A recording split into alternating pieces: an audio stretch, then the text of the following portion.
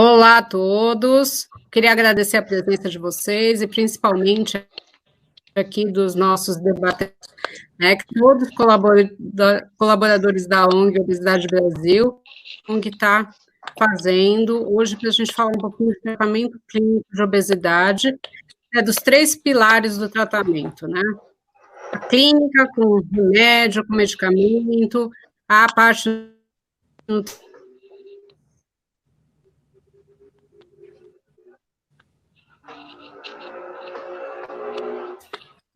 Eu vou começar primeiro com o Fábio.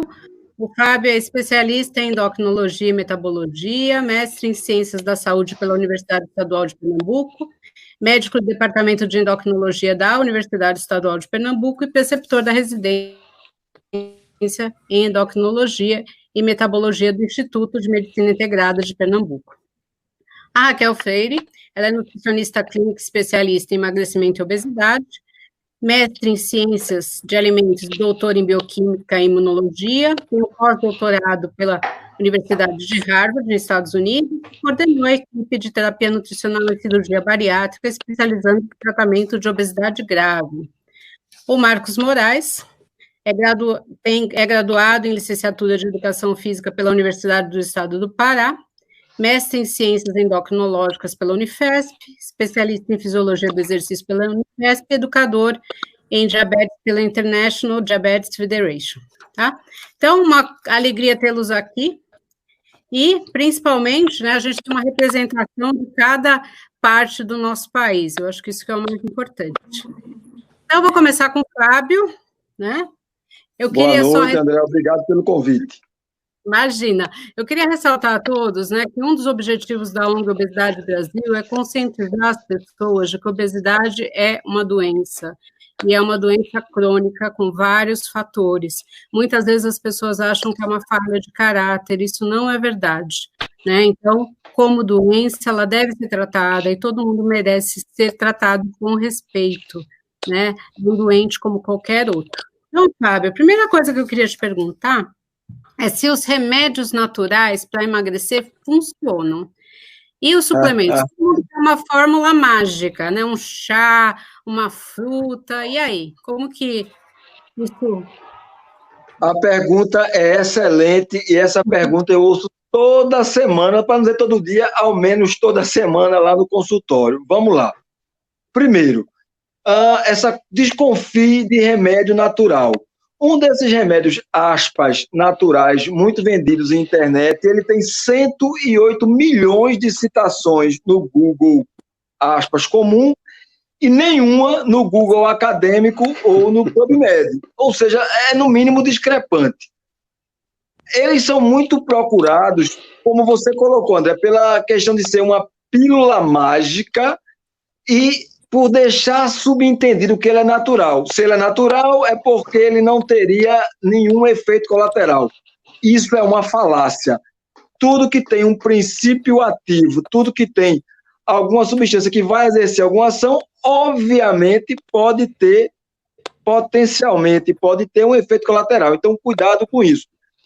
Segunda questão é que nos Estados Unidos eles fizeram um levantamento com 51 desses remédios naturais para emagrecer e, pasmem, 92% tinham, desses remédios, suplementos, tinham alguma substância que era contraindicada pelo FDA, quase metade, 48%, tinha alguma substância banida pelo FDA. Em 2014, houveram 4.000, para ser exato, 3.900 atendimentos em emergências nos Estados Unidos decorrentes do uso de remédios naturais para emagrecer. Então, cuidado. Tem que ter uma coisa estudada, tem que ter respaldo científico. Suplemento, a maioria vai ter nível de evidência também muito baixo.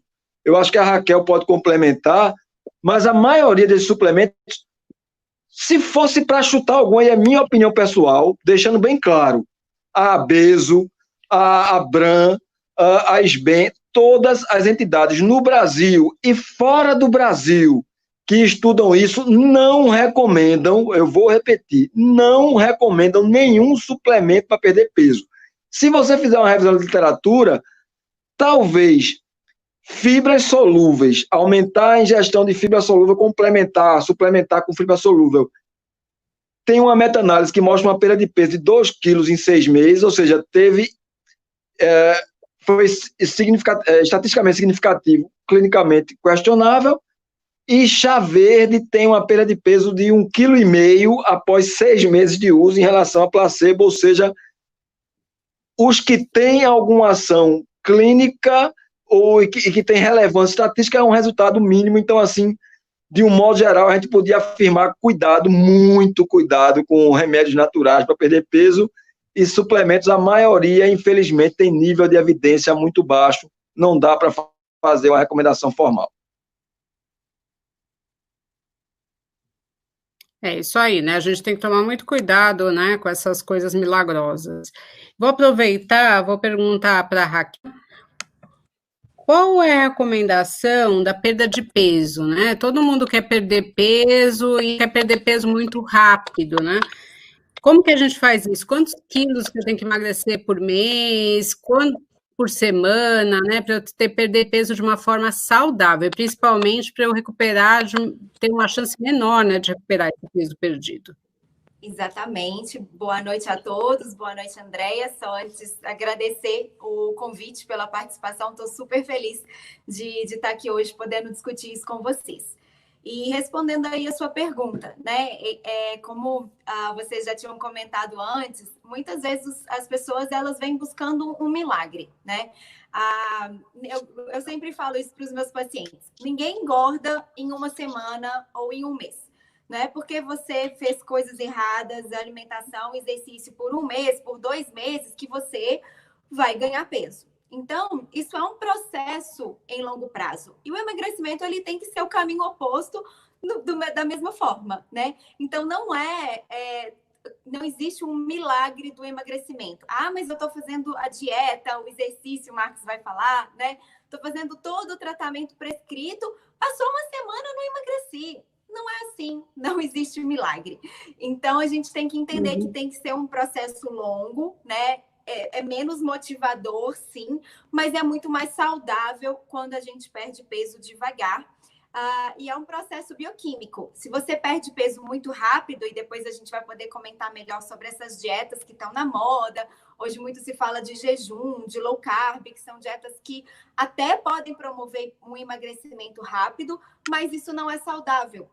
Porque toda vez que você emagrece rápido, você acaba perdendo muita massa muscular junto, e aí o Marcos é o especialista nisso, né? E aí, quando você perde muita massa muscular, a tendência é você recuperar isso depois, no sentido que você engorda e você acaba engordando mais de gordura, e é o chamado efeito sanfona, ou efeito ioiô, que a gente tanto vê. Então, as pessoas emagrecem rápido, daí elas fazem uma dieta, ou independente, um medicamento, ou um remédio natural, aí como o Fábio colocou, perdem peso rápido e depois elas acabam ganhando peso rapidamente de novo, porque é um rebote bioquímico do teu corpo, né? O corpo não quer emagrecer rápido. Então, o primeiro ponto é, emagrecer devagar é sim mais saudável. Entendo que não é tão motivador para as pessoas, né? Mas a gente tem que entender que esse tipo de milagre não existe. Então, hoje, do ponto de vista da ciência, a gente sabe que quando a perda de peso de 5% a 10% do peso já é suficiente para você ter benefícios metabólicos, benefícios das doenças associadas. E é mais ou menos essa meta que a gente vai trabalhar. Então, isso é sempre individualizado, né? Cada pessoa, não adianta sentar ali no consultório e ficar perguntando quantos quilos você já emagreceu por mês ou por semana. Isso é uma coisa individualizada. Mas sempre a meta inicial é um emagrecimento de 5% a 10% do peso, normalmente em 6 meses. Então, o mais saudável, né, para dar um número mais real para as pessoas, é emagrecer em torno de 2 quilos por mês. Então, podem ter pessoas que emagrecem um pouco mais, podem ter pessoas que emagrecem um pouco menos, mas essa perda lenta e gradual, ela é uma perda mais saudável e vai propiciar que você não tenha essa reaquisição de peso e evite esse efeito ioiô. E aí depois a gente pode comentar mais sobre outras dietas. Então, isso eu acho que é muito importante, né? Porque às vezes as pessoas traçam metas inatingíveis, né? Elas querem perder, né? Eu já recebi paciente em novembro que queria perder 30 quilos para o Natal, né? Então, assim, eu até brinquei, falei, mas é para o Natal do ano que vem, né? Então, essa perda rápida, né? Ela pode, muitas vezes, ela é uma perda por desidratação, uma perda à custa de massa muscular. Então, a gente tem que ser muito realista, né? E, às vezes, uma perda menor de 5 a 10% do peso já vai te trazer muito benefício. Né? Acabou de sair um trabalho agora no Congresso Americano de Oncologia com pacientes obesas pós-câncer de mama, que com perda de 5% do peso em um ano, elas tiveram redução dos efeitos colaterais do tratamento, né? Então, assim, a gente já vê benefício. Então, é assim, tudo é lucro. Então, geralmente eu vou traçando a meta com os pacientes, vou falando, ó, conseguimos e vamos fazendo outra coisa, né? E aí, vamos aproveitar, Marcos, eu quero perguntar para você, nesse período de quarentena, né? E aí, tem 500 lives, 1000 lives sobre exercício físico, né? Como que eu escolho qual que é bom para mim? Tem um critério? Como que eu posso fazer? Inicialmente, gente, boa noite a todos aí. Inicialmente, a gente orienta os pacientes, eu sempre oriento meus pacientes num princípio que eu gosto muito, que é assim, a gente precisa hoje combater o sedentarismo. O sedentarismo é uma das coisas que é mais agressiva para a nossa saúde que a gente pode imaginar. Inclusive, tem o último trabalho que saiu sobre o tabagismo, o título do trabalho era Sitting is the New Smoking, né, que é permanecer sentado é o novo cigarro, né, dados os riscos de você ser sedentário e os riscos em longo prazo são os mesmos de um usuário de nicotina. Então, assim, dito isso, eu coloco para os meus pacientes, vocês precisam fazer aquilo que vocês gostam para sair do sedentarismo. Se você gosta de aula de zumba, faça zumba. A André, eu sei que é uma excelente karateca, então vai fazer o karatê, vai fazer seus katais aí na sala, né? Quem gosta de fazer crossfit em casa vai fazer crossfit, treinamento funcional, com o personal trainer. É sempre interessante a gente ter um preparador físico que oriente, conduza nossos treinos, porque a gente tem que ter essa peculiaridade, né, de que alguns treinos por aí são muito generalistas, né, não tem muita especificidade, e para alguns pacientes que estão acima do peso, fazer algum tipo de exercício pode ser lesivo para ele. Quer dizer, não é o exercício em si, mas aquele movimento específico, aquela mecânica específica para esse paciente pode ser um pouco lesivo. Então, assim, não existe contraindicação para você fazer o exercício. O que existe são casos específicos, né, da pessoa. Né, se ela tem um sobrepeso, se ela tem uma limitação mecânica, se ela tem uma hérnia, né, mas assim, a sua pergunta é, tem alguma coisa melhor para escolher? Não, escolha aquilo que lhe faz bem. Né, então, para combater o sedentarismo é isso. Legal, e assim, né, uma coisa que a gente sempre ouve muito, né, eu acho que isso dessa live é muito interessante, a gente precisa ter uma interação entre os profissionais, né, não adianta só tomar o remédio, ou só fazer o exercício, ou só fazer a dieta, né, a gente tem que ter uma indicação, né, e o paciente tem que aderir a isso, e escolher profissionais que trabalham com obesidade, e não desistir, porque muitas vezes a pessoa vai, né, procurar um profissional que não é um profissional que gosta de atender a obesidade, a gente sabe disso, tem gente que não gosta, ele é maltratado e ele acaba desistindo de fazer o tratamento. Fábio, eu tenho uma pergunta aqui para você. Pois não. A questão de ganho de peso na menopausa, né? Tem muitas mulheres que elas são magras, né? Ativas, passaram a vida inteira magras, mas elas entram na menopausa e ganham peso. Isso é real? Isso acontece mesmo?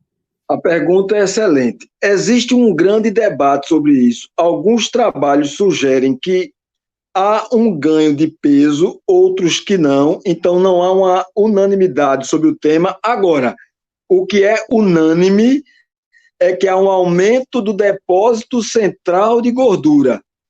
Isso aí 9 em cada 10 pesquisadores vão ter essa observação e vão concordar com isso. A menopausa favorece com que haja um aumento do depósito de gordura em região abdominal, que, como a gente sabe, é uma gordura mais metabolicamente ativa e mais, eu vou chamar de perigosa, né? Aquela gordura mais típica da mulher, que é o que a gente chama de femoroglúteo, aquela gordura mais nos quadris e nas coxas, ela tem riscos mecânicos, articulares, vários, etc. Mas do ponto de vista metabólico, ela é uma gordura que não aumenta muito o risco. Essa gordura abdominal, ela está diretamente associada com o risco de diabetes, hipertensão, dislipidemia, que é o colesterol ou triglicerídeo alto, infarto, AVC, câncer. Então, incontestavelmente, há um aumento do depósito de gordura abdominal. Isso é ponto pacífico. Polêmico, descendo do muro. Eu nunca fico em cima do muro, eu tento expor os dois lados para que possa haver um debate. A minha opinião é que, a minha observação, a minha prática clínica é que há um aumento de peso, sim, mas isso não é uma unanimidade acadêmica, isso é uma polêmica. Na prática, eu acho que há, sim, um aumento de peso também, e o que é pior, esse peso se dá às custas de obesidade central. Aí eu quero aproveitar, né, assim, isso é muito comum, as mulheres acabam reclamando muito de que elas sentem que o que aumenta mesmo é o abdômen, né, então é muito comum a pessoa falar assim, nossa, eu nunca tive essa barriga, né, então isso realmente é da menopausa, né, e a gente tem que ir atrás disso aí, né, muitas vezes eu falo que vai ter que ter mas antes eu comia essas coisas eu podia, agora eu não posso, então realmente é um período que você tem que tomar muito mais cuidado, e para quem nunca fez exercício é uma oportunidade de começar também, porque ajuda bastante.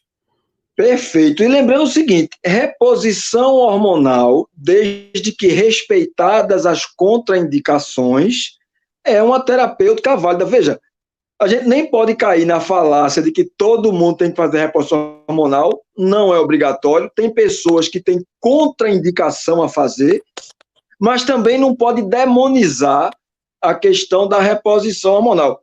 Reposição, quando bem indicada, é uma terapêutica válida e cientificamente respaldada, né? Tem que lembrar isso também.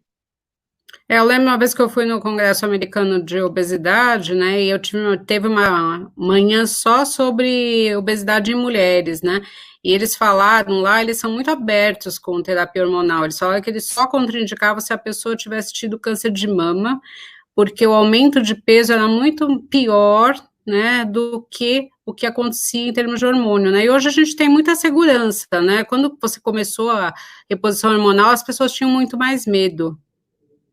Em mulheres, vamos lá, a grosso modo, mulheres que tiveram câncer de mama, se uma coisa mais sofisticada, mulheres que têm genotipicamente, elas têm o gene, o o BRAT lá, que a Angelina Jolie teve, né, o BRAT1 ou o BRAT2. Ou seja, quem tem geneticamente exposição, ou quem teve câncer de mama, ou quem teve fenômeno tromboembólico, né, teve embolia pulmonar, ou trombose venosa profunda, ou infarto, ou AVC, nesse caso, a maioria das sociedades contraindica. Não havendo isso, é possível fazer, obviamente, reavaliando mama e endométrio a intervalos regulares, obviamente mantendo dentro da faixa normal. E lembrando que quando eu estou falando de hormônio, eu estou falando de estradiol e progesterona. As indicações do uso de testosterona em mulher, as indicações médicas são muito pequenas, né? Mulheres jovens, mulheres pré-menopausa, a única indicação de uso de testosterona, e mesmo assim questionável, é em quem tem insuficiência adrenal.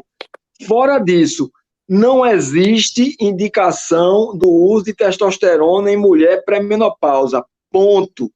Isso é simples assim. Todas as entidades sérias do mundo se posicionam dessa forma.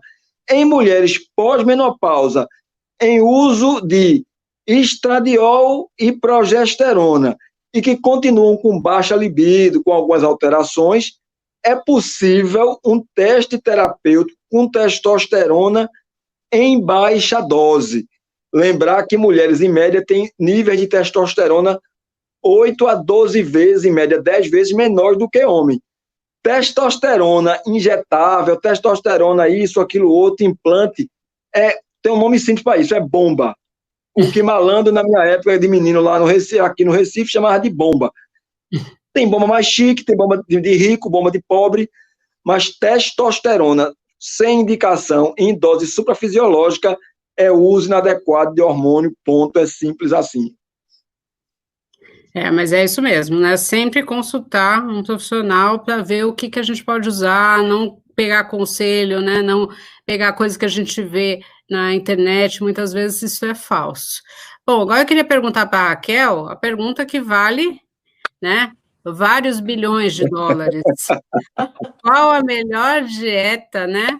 Para emagrecer. Antes disso, deixa eu só fazer um comentário, né? A Aida, que é uma psicóloga muito querida e que trabalha com obesidade há muito tempo, está só reforçando que realmente a menopausa, por experiência própria dela, a gente tem, né?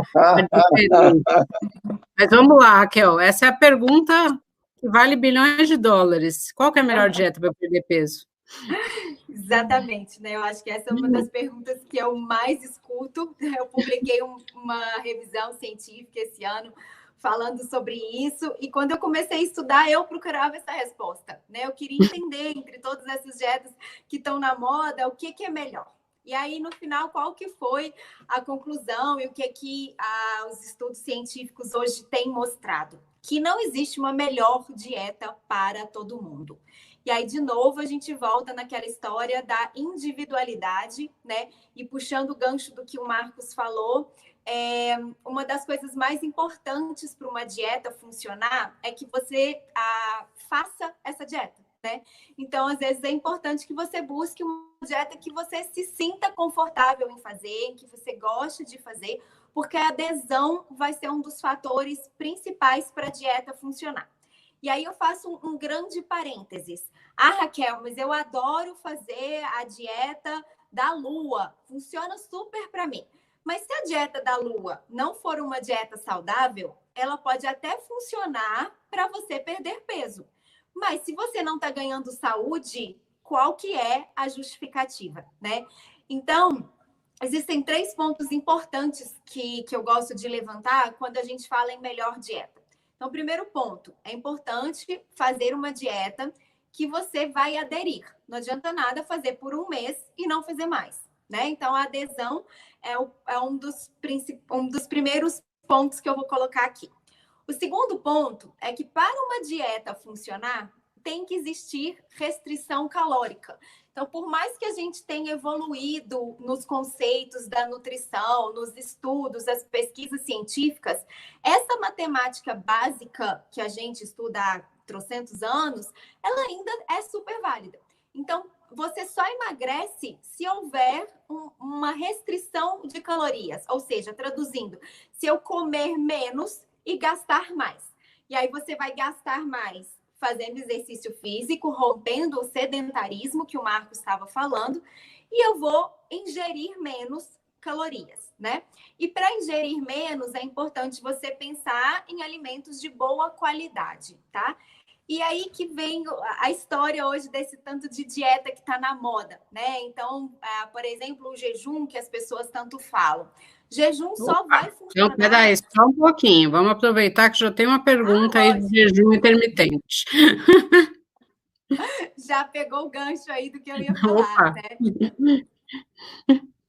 Então, aí, gostaria de saber sobre o jejum intermitente. Quais os benefícios, malefícios? E aí, emagrece mesmo, não emagrece? Como que é?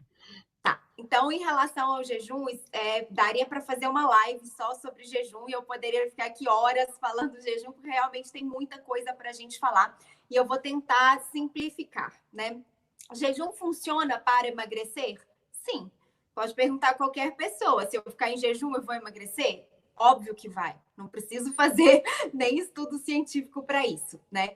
Mas o ponto é que as pesquisas têm mostrado que o jejum só funciona porque existe restrição calórica.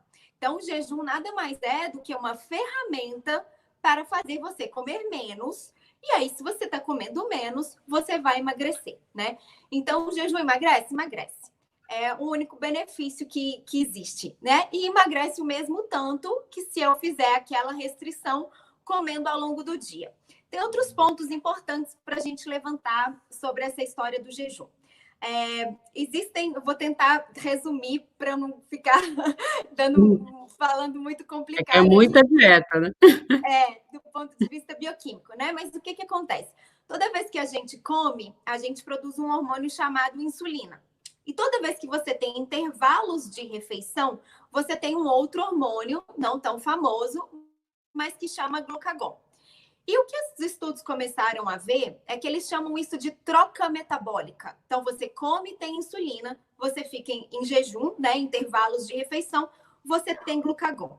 E o que os estudos científicos começaram a mostrar é que essa troca metabólica, em você ter esses picos hormonais ao longo do dia, isso é saudável, isso é importante para o nosso organismo, né? Então, vem todos aqueles estudos que as pessoas falam de fazer jejum melhora a cognição, melhora vários parâmetros associados ao cérebro. Tem muito estudo mostrando isso. Só que, na verdade, o fundo bioquímico desses estudos não é o jejum em si, não é o ficar sem comer, e sim essa troca metabólica que a gente precisa. E o que tem acontecido? Que as pessoas hoje, com esse hábito de vida que a gente tem, de comer demais e de a comida muito gostosa, existe uma fartura de alimentos. Agora, com a quarentena, ficou pior ainda, porque tá todo mundo home office, né? A cozinha tá a 5 passos de distância. Então, você tá ali entediado, vai comer. E o que isso provoca é que a gente tem quase que um pico de insulina ao longo do dia. Você tem pouca chance de ter pico de glucagon. Então, eu vejo o jejum como uma forma de quebrar alguns paradigmas da nutrição, principalmente a ideia de que a gente é obrigado a comer de 3 em 3 horas. Porque eu já ensinei isso muito no meu consultório. Porque era assim que a gente estudava, né? Todo mundo tem que comer de 3 em 3 horas. E a gente começa a ver que não. A gente precisa de dar intervalos entre as refeições para ter essa troca metabólica importante. E o grande levantamento crítico que eu faço ao jejum, como cientista que eu sou, né, é que eu preciso ficar 18 horas em jejum, 14 horas, dia sim, dia não. Quanto tempo eu preciso estar em jejum para ter os benefícios da troca metabólica? Então, para resumir, né, a troca metabólica é importante. Você ter intervalos entre as refeições é importante e é saudável. Agora, eu não preciso ficar em jejum 18 horas, 20 horas, ou dia sim, dia não, para ter essa troca metabólica.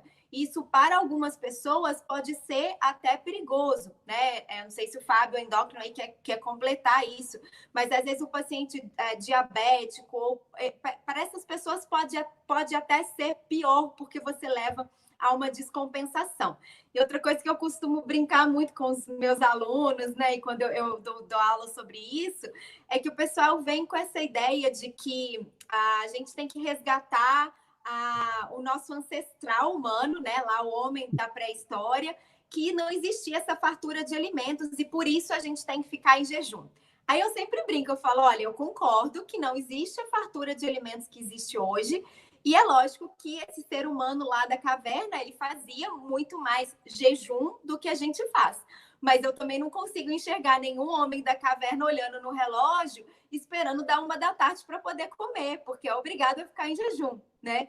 Então, não existe esse benefício do protocolo de jejum, tá? Então, o que eu tenho ensinado hoje aí para tentar ensinar aos meus pacientes em relação a isso, é que o importante é a gente deixar ter fome.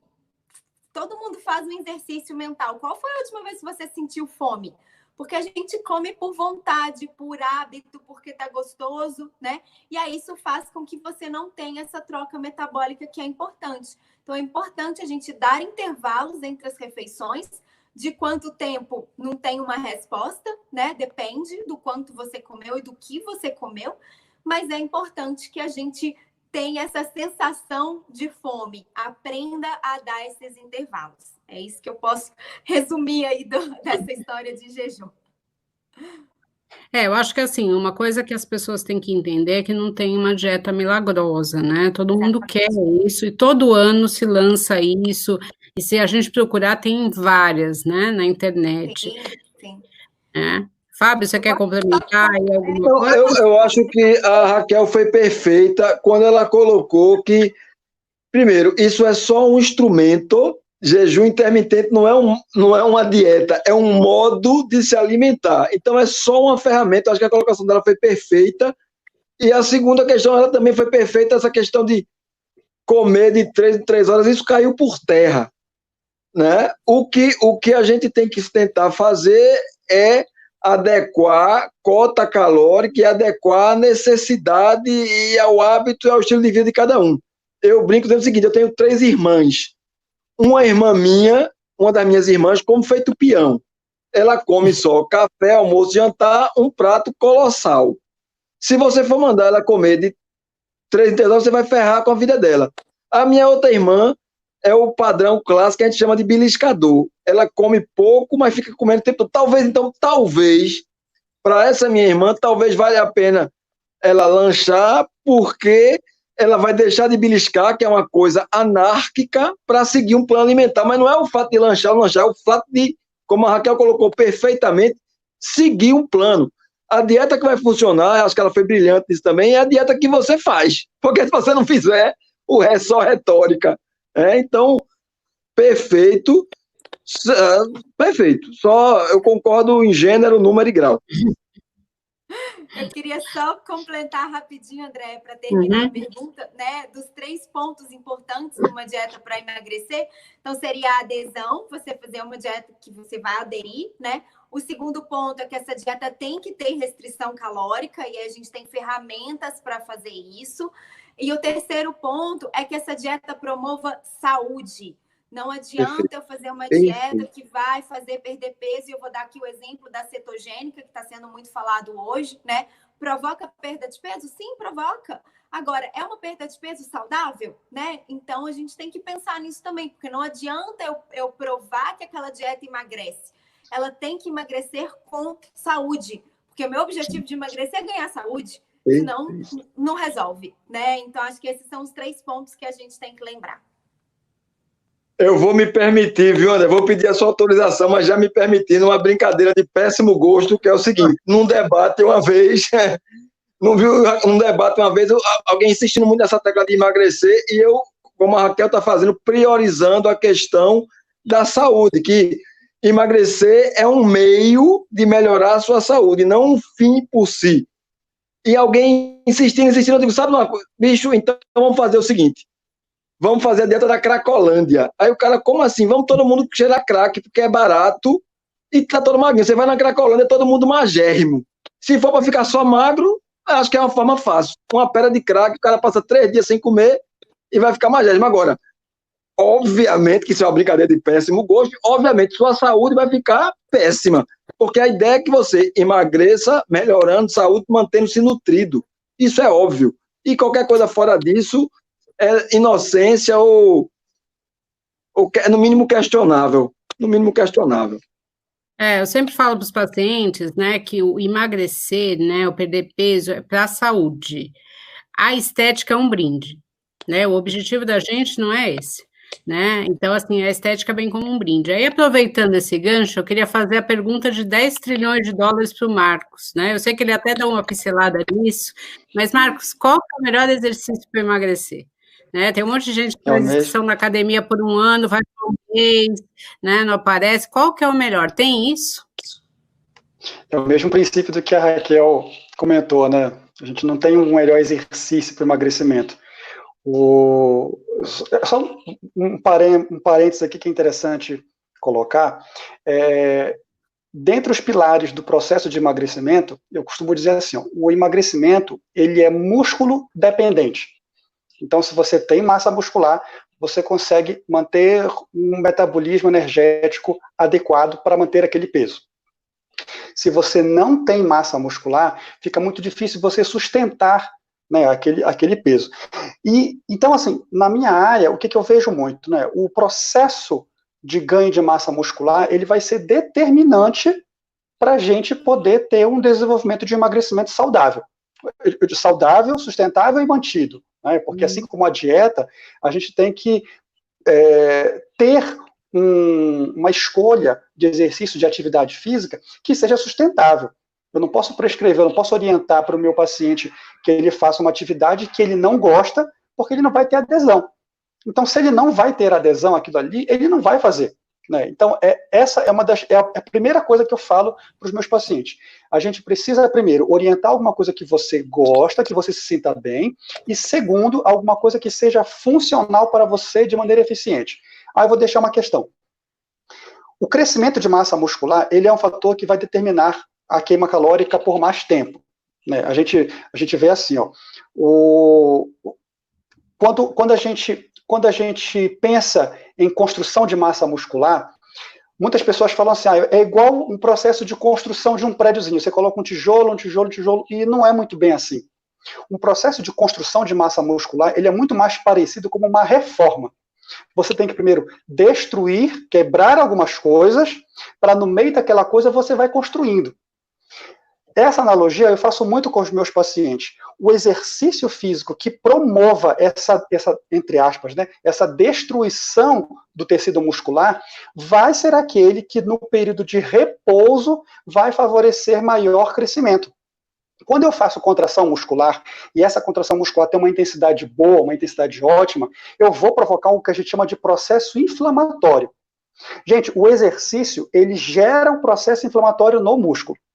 Então, essa inflamação, ela é uma inflamação benéfica, porque durante os períodos de repouso, o meu corpo vai estar trabalhando para reparar esse tecido muscular, que eu lesionei. E aí que vem a grande beleza do exercício físico no processo, na contribuição do emagrecimento, né? Quanto mais, assim, eu vou usar a palavra lesão, mas não entendam lesão como uma coisa negativa, né? Quanto mais lesionado eu tiver feito o exercício e eu introduzir nesse tecido muscular, mais energia eu vou precisar consumir para fazer a reparação do tecido que eu lesionei. É muito interessante, eu falo brincando nas minhas palestras, mas é assim, ó, a gente não emagrece na academia, a gente emagrece em casa, vendo Netflix, comendo pipoca. É ali que o maior processo de emagrecimento está acontecendo. A gente não pode esquecer que o músculo é um tecido endócrino. E tal qual um tecido endócrino, ele produz uma série de hormônios que quando você estimula a secreção dessa glândula, que é o tecido muscular, o efeito hormonal vai perdurar por horas e horas e horas. Então é aí que vem a beleza de você construir um arcabouço muscular, construir uma massa muscular para promover emagrecimento em longo prazo. Então, assim, não vai existir um melhor exercício para emagrecer. O que vai existir vai ser uma estratégia que você, junto com o seu personal, junto com o seu preparador físico, junto com a sua equipe multidisciplinar, vai ter que traçar, que seja de melhor aderência e adesão a você. Mas, dito isso, a gente tem que ponderar algumas coisas. Por exemplo, o paciente fala para mim assim, doutor, eu só gosto de fazer caminhada com o meu cachorro, mas eu sou essa paciente da Andréia aí, que quer emagrecer 30 quilos de novembro a dezembro. Puxa, aí a gente vai ter que adequar as expectativas, né? Porque será que o que você está fazendo realmente vai levar você no seu objetivo? E aí isso é importante adequar em relação ao que você está predisposto a fazer, para quais são os seus objetivos de meta. Então, isso é um ponto muito importante que a gente tem que traçar. Outro ponto, só para finalizar o pensamento, é com relação à supercompensação que nós temos frente ao emagrecimento. Gente, o nosso corpo, ele é adaptado, sim, a ter maior peso. Então, o nosso corpo vai fazer de tudo para ter o maior peso. A gente perder peso não é algo fisiológico, se a gente for olhar de uma maneira, em termos de sobrevivência. Então, o que a gente coloca muito é que essa adaptação cerebral hipotalâmica frente ao emagrecimento, ela age contra o processo de emagrecimento em si. Então, quando a gente começa a perder peso, automaticamente existem compensações que o nosso corpo faz para reduzir, dentre outras coisas, o nosso metabolismo. Os últimos trabalhos que saíram aí colocam como em torno de 30 calorias de redução, né, por cada quilo de peso que a gente diminui. Então, Vejam, para cada 1 quilo de peso que a gente diminui na balança, nós temos uma depressão calórica diária de 30 calorias. Aí você fala assim, mas Marcos, 30 calorias não é nem um sonho de valsa. Isso não é nada. Mas vai somar isso aí no longo prazo. E ver o quanto que você vai precisar, né, quanto que esse montante vai resultar em longo prazo. Eu acho assim, né? Eu sempre falo para os meus pacientes, eu sou uma pessoa que gosto muito de fazer exercício, mas falar que eu pulo da minha cama de manhã cedo muito feliz, né? Não vai. Assim, nada é mais gostoso que a nossa cama, que o nosso sofá. Mas a hora que você está lá fazendo exercício, fala, que bom que eu vim, né? Então, acho que o difícil Exato. realmente é o movimento de ir, né? E também ter que ter essa expectativa, o exercício também não é como a dieta, como o medicamento, ele não é só para você perder peso para a estética, né? É uma melhora para a saúde, né? Então, isso que a gente tem que focar sempre, né? De melhorar a saúde. E, André, é tão interessante isso que eu costumo dizer o meu exemplo para os meus pacientes. Eu falo assim, olha, eu trabalho com movimento humano há 15 anos. Eu nunca senti motivação para malhar. Se eu for esperar ter motivação para fazer, nossa, agora eu vou fazer exercício físico, não vai vir. Por isso que o primeiro passo que eu falo para meus pacientes é, você precisa ter organização. Porque os nossos pacientes são um pouco atrapalhados com relação à gestão do próprio tempo. Né, procrastinam muito, inventam uma desculpa aqui, outra ali e tal. E então, às vezes, esse atrapalho em relação a gerir o próprio tempo acaba virando uma desculpa para não se movimentar por falta de motivação. Então, gente, não esperem que a motivação venha para vocês fazerem. Ela não vai vir. Exatamente. Bom, vou aproveitar, Fábio, tem uma pergunta aqui. Ó. A Daniela está perguntando se o jejum prolongado a longo prazo aumenta a avidez da célula em absorver os nutrientes e provoca maior armazenamento de gordura, né? As pessoas falam, mas se eu fizesse jejum intermitente, se eu ficar muito tempo em jejum, eu vou ter um efeito rebote depois? Eu acho que depois também, se a Raquel quiser complementar. E aí, isso endocrinologicamente é verdade? Veja, isso são hipóteses. É porque tem que ter muito cuidado. Às vezes, você pega uma coisa que é uma hipótese e afirma como se fosse uma verdade. Tem uma diferença grande entre plausibilidade biológica. Plausibilidade biológica é quando alguma coisa pode ser... Existe alguma lógica biológica que poderia justificar aquele fato, mas isso é totalmente diferente de ser clinicamente verdade, de ser uma verdade. Então, essa é apenas uma hipótese. Em relação ao jejum intermitente, como a Raquel já colocou, os estudos que comparam o jejum intermitente com a dieta clássica, um jejum moderado, uma restrição moderada clássica, mostram que os resultados são semelhantes. Ou seja, o jejum funciona, não é picaretagem, não é invenção, é uma coisa que tem respaldo científico. No entanto, o resultado foi similar a uma dieta, a uma restrição calórica clássica. É alternativa, é ferramenta, é o que se enquadra melhor para a questão da sua vida, da sua prática. Pega-se também essa ideia assim, porque tal remédio, quando eu paro de tomar, tem um efeito rebote. É outra falácia, é outra coisa que é mal avaliada. Veja, e o Marco colocou muito bem, no Congresso Europeu de 2018, eu acho, uma das principais palestras de sala única, aquelas para 5 mil pessoas, foi uma pesquisadora de Masters, me perdoe, eu não me lembro o nome dela agora, uma holandesa, mostrando que o principal fator de predição, de manutenção de peso, era a sua massa magra. Se você perde muita massa magra, a sua chance de recuperar peso é estratosférica, é diretamente proporcional. Então, daí a importância de perder gordura, preservando massa magra. A massa magra, ela gasta 2,5 vezes a 3 vezes mais energia, um miócito, do que um adipócito. Então, quanto maior o seu percentual de gordura, mais lenta sua taxa metabólica. Aí, voltando para remédio, por exemplo, você toma um remédio, aí você toma e fica sem fome nenhuma. Aí acho o máximo, porque está sem fome nenhuma. Não come nada, não faz exercício, não muda teus hábitos e está achando maravilhoso. Perdi 8 quilos em um mês, doutor Fábio é o melhor.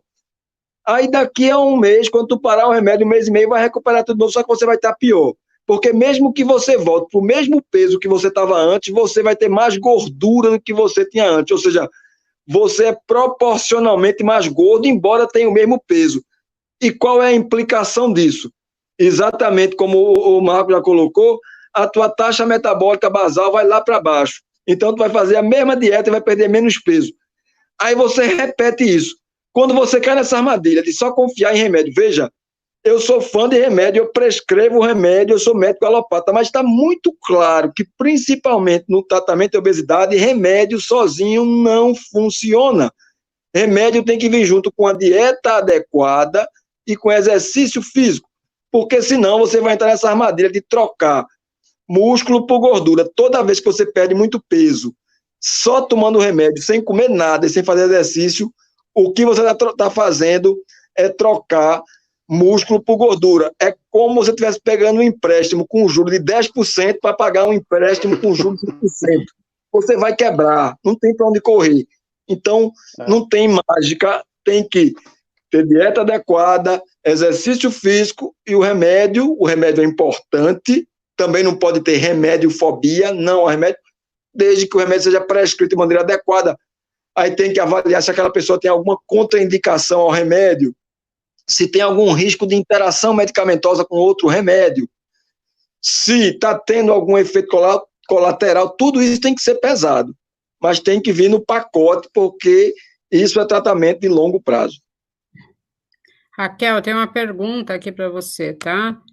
A Iracema está perguntando como que a gente freia a fome noturna, né? Então, tem pessoas que, eu falo que isso é a síndrome de quem trabalha, né? A pessoa come mal o dia inteiro, a hora que ela chega em casa, ela fala, agora eu tenho direito a comer. Então, ela quer comer tudo que vê pela frente, né? E tem gente que realmente tem muito mais fome à noite. Tem uma estratégia para diminuir isso?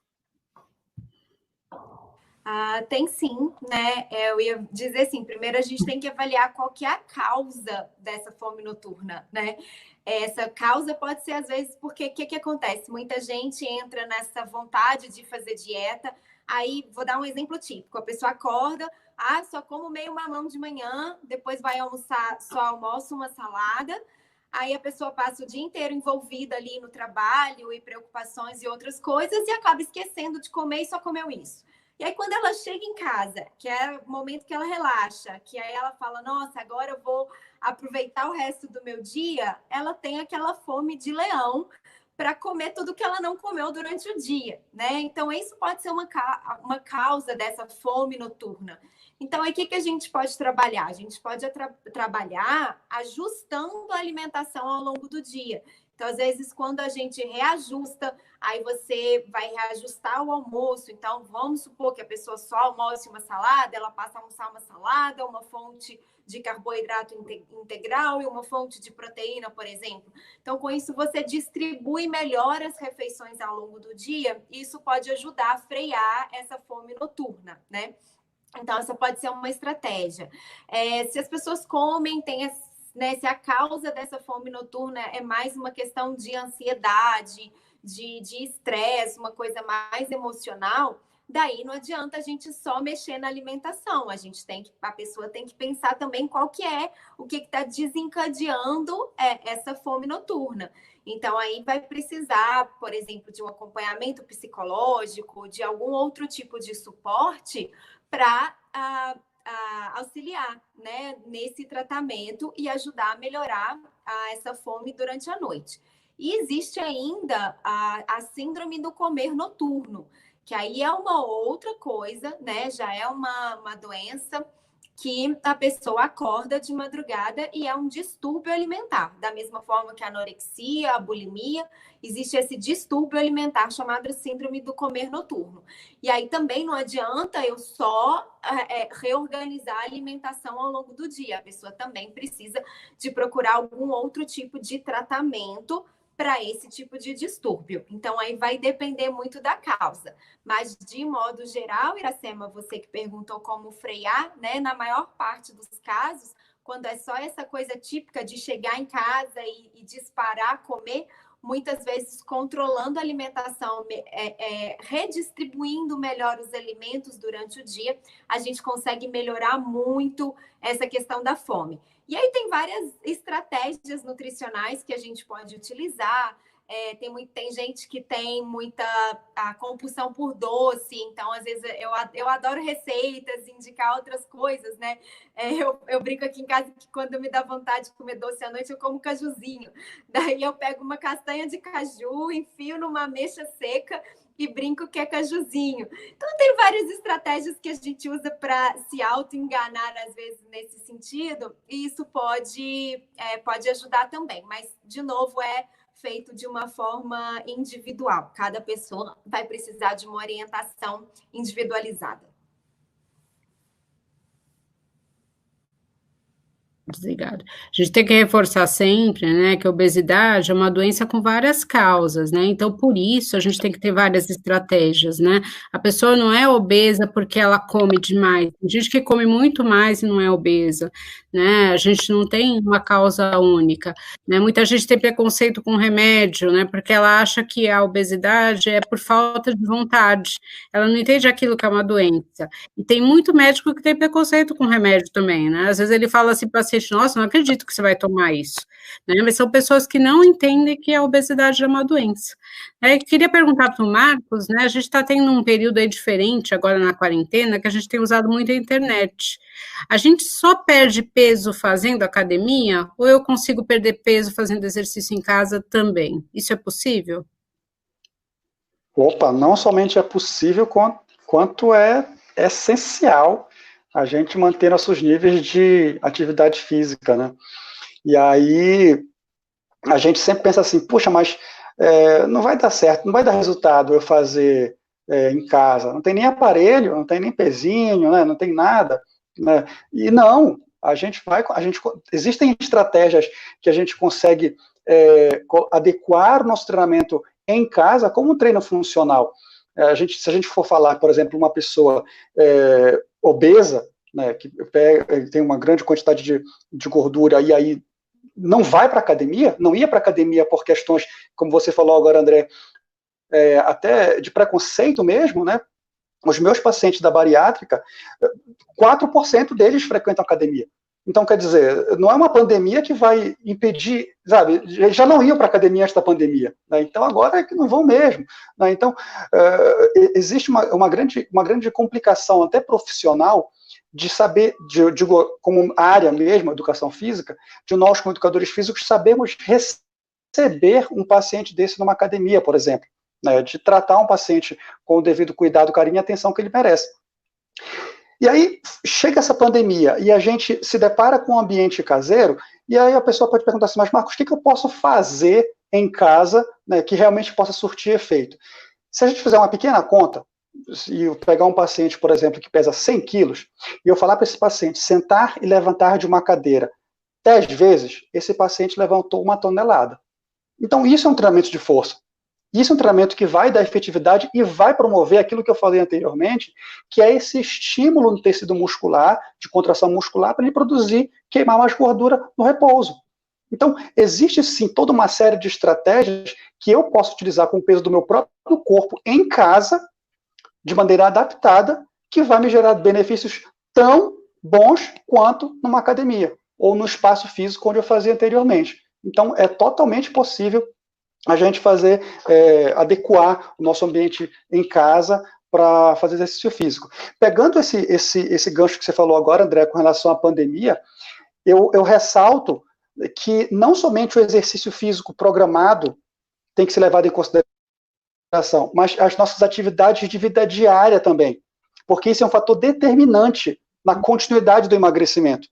Se a gente for fazer uma conta em relação ao número de passos que a gente dá ao longo do dia, esses passos são muito aquéns, né, são muito inferiores aos recomendados pelas organizações internacionais. Né, dificilmente a gente consegue dar 10 mil passos dia, né? E isso tem um fator preditivo no controle de peso.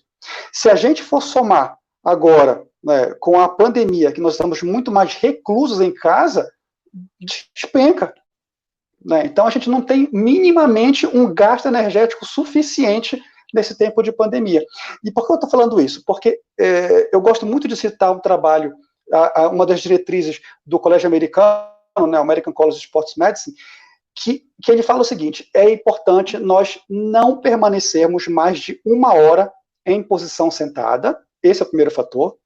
E o segundo fator é, para cada hora que você passa sentado, você precisa passar 10% deste mesmo período em locomoção, em atividade. Então, se você passou 1 hora sentado, você precisa ficar 6 minutos em locomoção na sua casa. Que seja lavando uma louça, que seja fazendo uma faxina, que seja arrumando uma gaveta. Mas você precisa ficar em locomoção nesse espaço. Se você passou 2 horas sentado, você precisa fazer 12 minutos de atividades domésticas em casa, que seja um trabalho de locomoção, vai brincar com seu cachorro, etc., com seus filhos. Por que isso é importante, gente? Pode parecer um detalhe, mas isso é um fator preditivo também para o controle de peso. Dar importância às atividades de vida diária nesse processo de quarentena é tão importante quanto a gente fazer o exercício físico programado em treinamento funcional caseiro. Eu acho que assim, né, o mais importante, eu acho que é da live de hoje, a gente mostrar a importância de vários tratamentos, né, que não é uma coisa só, que a gente tem que trabalhar em conjunto, né, e assim, uma das coisas que a gente quer sempre ressaltar muito no Obesidade Brasil, né, é a importância dos estudos científicos, né, e aí eu queria ressaltar para quem está assistindo, que todo mundo falou de estudo, né, ninguém falou, eu acho, né, eu que é dessa forma, não é. O que acontece é que a gente tem que ter um embasamento, porque às vezes a gente acha que a dieta funciona, mas ela não funciona. Na hora que a gente faz o teste com as pessoas, não funciona. Às vezes a gente acha que o remédio é maravilhoso, né? Teve um remédio há um tempo atrás que foi testado e todo mundo começou a fazer propaganda dele, mas na hora que saiu o resultado, a gente viu que ele dava uma alteração de comportamento importante, né? Então, assim, e tudo precisa ser estudado, né? O exercício físico, a mesma coisa, né? Às vezes a pessoa acha que o que vai funcionar é sentir dor, no dia seguinte está todo dolorido, né? Esse é um exercício mal feito. Então, a gente precisa muito dos estudos, né? E os bons profissionais, eles estão centrados nisso, isso é uma das coisas que a gente, um dos preceitos para a gente escolher os nossos colaboradores no Obesidade Brasil, né? E eu queria ressaltar a todos, né, que daqui a pouco a gente vai ter que encerrar a live, mas se vocês quiserem mais informações, todos eles escreveram, né, no site, então vocês podem procurar os textos lá para falar sobre isso, para ler um pouquinho mais. E se tiver alguma dúvida, entrar lá em contato com a gente, que a gente também passa para eles. Fábio, a gente está quase, né, encerrando aqui. Então, assim, eu queria te perguntar uma coisa, né, que todo mundo pergunta, e aí, meu objetivo era perder 30 quilos, eu perdi, eu posso parar meu tratamento? E aí eu vou pedir para você fazer suas considerações finais também. E acho que não está, o teu microfone está fechado. Agora, antes de qualquer coisa, parabéns a você, parabéns a entidade Obesidade Brasil pela prestação de serviço e pelo nível tão alto de debate, de sugestões, de discussões. Respondendo objetivamente, não. Quem perde peso vai ter que estar atento, vai ter que focar em manter esse peso. Perder o peso talvez seja a parte mais fácil da história. A parte mais difícil é manter isso, porque acho que tanto a Andréa quanto a Raquel colocaram essa analogia no início, isso é uma construção. Então, você construiu a obesidade, depois você desconstruiu essa obesidade, e agora você, tendo construído, e acho que o Marco também falou a questão da reforma, tendo terminado a reforma é constante, a reforma não tem data para acabar. Então, a minha consideração é só essa, que isso é uma mudança, o nome já diz, é mudança de estilo de vida. E enquanto você tiver vida, você vai ter que fazer isso. Eu sempre falo para os pacientes que a obesidade é uma doença crônica, né? Ela não tem cura, ela tem controle. Então, o fato de você estar magro, de você estar com o peso que você quer, não quer dizer que você está curado. A doença está aí, né? A hora que você para o tratamento, ela volta. É a mesma coisa quando eu tenho pressão alta. Ninguém fala para o hipertenso, a hora que sua pressão estiver normal, você para o remédio, você volta a comer sal, você para de fazer exercício. Para o diabético, você vai parar seus remédios, parar de fazer exercício, parar de fazer dieta, né? Mesmo com a bariátrica, né? Eu falo para eles, você vai perder o peso com a bariátrica, mas a doença está aí, você não está curado, você está controlado, né? Então, acho que isso é muito importante da pessoa entender que ela tem que continuar o tratamento. Senão, acontece o que a gente vê sempre, o tratamento não funcionou, porque eu perdi o peso, depois voltou tudo. Aí eu sempre pergunto, mas você continuou o tratamento? Né? Não continuou. Então, Raquel, a mesma coisa que eu queria perguntar para você, isso eu sempre me pergunto, doutora, eu vou ter que ficar de dieta pro resto da vida, né? E aí? Vou dizer que dieta não, né? Não precisa ser dieta para o resto da vida. Mas é a mudança de estilo de vida que o Fábio falou perfeitamente, né? Então, assim, para deixar as minhas considerações finais, queria agradecer o convite. Para mim é um prazer fazer parte desse time da Obesidade Brasil, né? E eu fico muito feliz de ver que todo mundo está empenhado com o mesmo objetivo, que é de falar de ciência, de evidência científica. Eu falo muito isso, né? Nas minhas aulas, inclusive, nutrição não é uma opinião, é ciência. Não é o que eu acho, é o que as evidências estão me mostrando. Então, eu levanto muito essa bandeira e fico feliz de fazer parte de uma equipe que levanta essa bandeira também.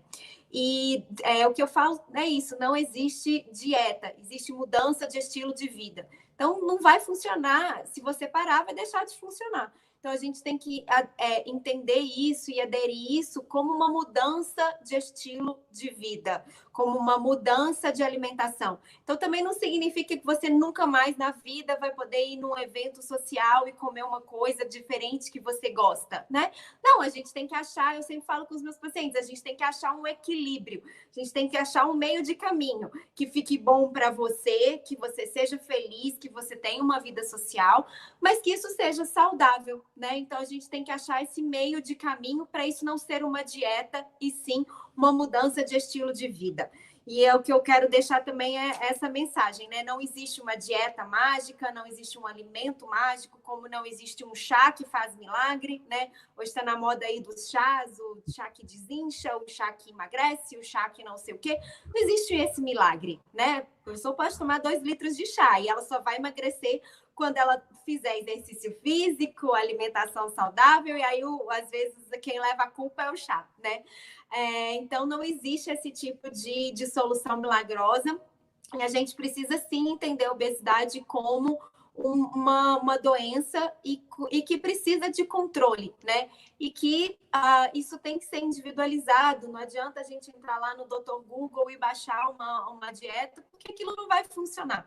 Então, as coisas elas têm que ser individualizadas e por isso que é importante que os pacientes procurem um acompanhamento, uma pessoa que seja um profissional especializado nisso, porque ele vai conseguir dar um melhor suporte e, com certeza, vai ter bons resultados. E assim, um bom profissional para ter obesidade é quem realmente entende que obesidade é uma doença, né? Exato. Que a gente tem a gente não culpar o nosso doente, né? Hoje, né, me mandaram umas perguntas a respeito da vitamina B17. Aí hoje eu estava assim, nossa, mas eu nunca ouvi falar nessa vitamina nos meus vários anos de formada, né? Então eu só queria dar um exemplo, o pessoal está usando isso para cura de câncer, tá? Isso não existe, por favor, não compre a vitamina B17, mas assim, todo dia surge um alimento novo, uma dieta nova, um exercício novo, um remédio que as pessoas estão achando que vai acontecer um milagre, né? Primeiro que a doença crônica não tem cura, né? Controle, por isso que é difícil, né? E outra, o tratamento é sempre individualizado, não adianta você achar que a dieta que a sua vizinha está fazendo, o exercício que o seu amigo está fazendo, né, o remédio, que muitas vezes a pessoa fala, compra 2 caixas e me dá uma caixa desse remédio que vai funcionar, né, é sempre para você, né, então isso é muito importante. Marcos, eu estou colocando os elogios aí, gente, estou muito feliz, pessoas muito queridas, né, a Maria Emília, que é uma querida, está assistindo, escreveu uma parte de obesidade e envelhecimento comigo, tá? Marcos, Legal. queria tuas considerações finais, queria falar, e aí, a gente faz exercício um mês, perde peso, nunca mais eu preciso voltar a fazer exercício? Quem dera, né? Eu digo assim, ó, gente, o nosso corpo, ele é cheio de dobradiça, né? Cheio de articulação. Ele não foi feito para ficar parado. Tem que se manter em movimento. E eu vou tomar a liberdade de roubar uma frase de um grande amigo meu, Dr. Clayton Macedo, que é o nosso chefe do ambulatório de endócrino aqui da Unifesp, que ele fala uma sentença muito interessante. Ele fala assim, ó, o sedentarismo, ele é uma doença endócrina que gera uma atrofia na glândula muscular. Eu acho brilhante essa definição que ele tem, né? Porque a falta de movimentação, essa hipocinesia, né? A falta de movimentação, ela atrofia a nossa melhor glândula de queima de gordura, que é o músculo. Né? Então, se a gente parar de se movimentar, vai parar de fazer a função do tecido muscular. Então, não existe essa história de a gente, eu atingi meu peso ideal e agora eu vou parar de me movimentar. Não é assim que funciona, gente. Para dar minhas considerações finais, eu gosto muito de encerrar as minhas palestras falando assim, ó, o tratamento da obesidade, ele em suma tem 2 pilares, né? É o pilar da organização e o pilar da disciplina. Primeiro a gente organiza as coisas que a gente precisa, estrutura a casa, fala com profissionais, se informa, né? Mantém toda a parte organizacional. E a segunda parte é a gente ter a disciplina para cumprir aquilo que organizou. Ponto. Se a gente mantiver esses 2 pilares, organização e disciplina, a gente vai longe. Por isso que eu sou muito honrado com a Andréia, que está aqui presente, a Andréa Levi, o Chiavon, que fizeram um convite para fazer parte dessa grande entidade, desse grande instituto Obesidade Brasil, porque isso faz o diferente, esse tratar diferenciado não somente com a ciência, mas com o carinho que a obesidade merece. Eu sou muito grato por esse convite de vocês para fazer parte desse time. Muito obrigado, gente. Bom, gente, queria agradecer a todos. Eu coloquei para todo mundo ver o site que estavam me perguntando aqui no chat, tá? No site nós temos vários textos sobre obesidade, né? Tem também as nossas mídias sociais, que sempre tem post, tem no YouTube que tem os vídeos. Para quem chegou só no finalzinho, teve gente que colocou isso aí, vai o vídeo ficar gravado para vocês assistirem. Tá? Queria agradecer muito o Fábio, a Raquel, né, o Marcos, e assim, né, a Obesidade Brasil é uma ONG, né, então todo mundo que está lá está para ajudar, a gente não tem fins lucrativos, a gente quer realmente que vocês tenham boas informações, né, muitas vezes as pessoas têm preconceito, elas acham que quem faz a live, quem faz os posts dos vídeos são profissionais ruins, né, mas na verdade não é isso, a gente precisa de gente boa falando, né, gente com embasamento científico para dar boas informações, porque a internet está aí, ela ajuda muito, a gente está vendo isso agora nesse período de quarentena, e ela veio para ficar, né, então procurem boas informações, entendam que vocês têm realmente uma doença, né, que vocês merecem ser tratados, e se alguém tratá-los mal em procura de atendimento, tem bons profissionais que querem atender vocês. Tá bom? É isso, gente. E sempre se informe, tá? A informação sempre empodera a gente do tratamento. É isso, quero agradecer a todos e aí até a próxima live, gente. Tchau, muito pessoal. Obrigada. Tchau, pessoal. Tchau, gente. Obrigada. Até mais. Tchau.